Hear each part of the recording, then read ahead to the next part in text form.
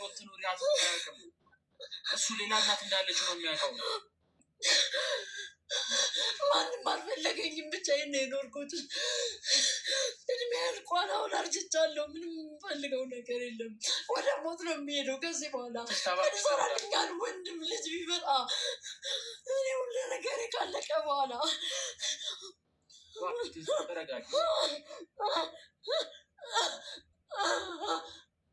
እባክሽ ትዝታ ተረጋጊ፣ እባክሽ ተረጋጊ። ይኸውልሽ ልጅሽ እኮ አያውቅም አንቺ በህይወት ትኑሪ አትኑሪ አያውቅም። ልጅሽ የሚያውቀው ትክክለኛ እናቱ ሌላ ግለሰብ የነበረች ነው። ሁለት እናት እኮ ነው የመጣልሽ። ሁለት እናት ለምን አላሳየውም ታዲያ? ዛሬ የሚፈልጉኝ ዛሬ ነው ወይ? ብቸኝነት ከገደለኝ በኋላ በሽተኛ ከሆንኩ በኋላ ከደከምኩ በኋላ ህይወቴ ካለቀ በኋላ ነው እንዴ ዛሬ ነው የሚመጣው?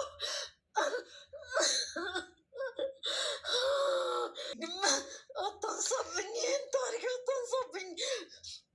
ማሰብ አልፈልግም፣ በቃ ማሰብ አልፈልግም። ባብል ልጅ ወደ ማደጎ ቤት ወስዳት የአንችን ልጅ ደግሞ ለወይዘሮ ምንትዋብ ትክክለኛ ልጅ ይሄ ነው ብላ ሰጠቻት።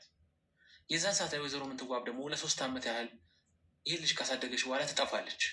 ጥላ ስትጠፋ ደግሞ አቶ አያሌው የሚባሉ ግለሰብ ወይም ወይዘሮ ምንትዋብ ባለቤት ሌላ ሴት ያመጣና ሚስቱ ያደርጋታል። ሚስቱ ሲያደርጋት ደግሞ ልጅየው የሚያውቀው ትክክለኛ እናቱ እሷ እንደሆነች ነው። አቶ አያሌው እውነተኛውን ነገር አልነገረውም። ልጁም የሚያውቀው አቶ አያሌው ትክክለኛ አባቱ እንደሆነ ነው። ለረጅም ዓመት ግን አባት እንደሌለው ነበር ሲያውቅ የነበረው። ከረጅም ዓመት በኋላ ግን ሲመጣ አቶ አያሌው ትክክለኛ ልጅ አንተ ነህ ብሎ ነው የመጣው። ትልቅ ቦታ ላይ ያለ ልጅ ነው። አሁን ይኸውልሽ ትዝታ እኔ ከአንቺ ምንም አልፈልግም። ነገር አይፈልግም። ምን ፍለጋ መጣ ታዲያ? እኔ ከአንቺ ብር ምንም እናቴን ነው የፈለግኩት። ያሳደገችኝ ወላጅ እናቴ። እናትን ፈልግ፣ የኔ ልጅ የለም አለ እንጂ ያው አጠገብሽ ቁጭ ብሏል። ምን ሆነሽ ነው? አታሚም ወይዘሮ ትዝታ ማለት የኔ ልጅነት አልተቀበልሽም? የእውነት እሱ ባይኖር ይመጣል ብለሽ ታስቢያለሽ? እኔን ይመጣል እዚህ ብለሽኝ ታስቢያለሽ? እሱ ባይኖር እኔ አንቺ ጋር መጣ ነበር። እሱ ስለሆነ ነው የመጣሁት። የእውነቴን ነው። ይኸውልሽ ወይዘሮ ትዝታ በቃ የማታምኚኝ ከሆነ አንቺ ልጅነቴን እንደምትቀበይ ደግሞ አውቃለሁ። ትቀበያለሽ አይደል? እውነት ልጅ ከሆንኩኝ እንዴት ልቀበል እኮ በምን ያረጋግጥ? ማታምኚኝ ከሆነ ማረጋገጫ የምትፈልጊ ከሆነ ዲኤንኤ እንመርመር ሁለታችንም። ሌሎች ጊዜ ሌላ ጊዜም እንደማደርገው ዲኤንኤ ሁለታችን የምንመርመር። ከዛ በኋላ የእውነት እናቴ ከሆንሽ እሰይ እናየዋለን። የእውነት ትዝታ ከሆንሽ ደግሞ ልጅ ካልሆነ ሰው ጋር ዲኤንኤ ባልመረመር ምን ጥቅም አለው? ወይዘሮ ትዝታ ጥቅም አለው?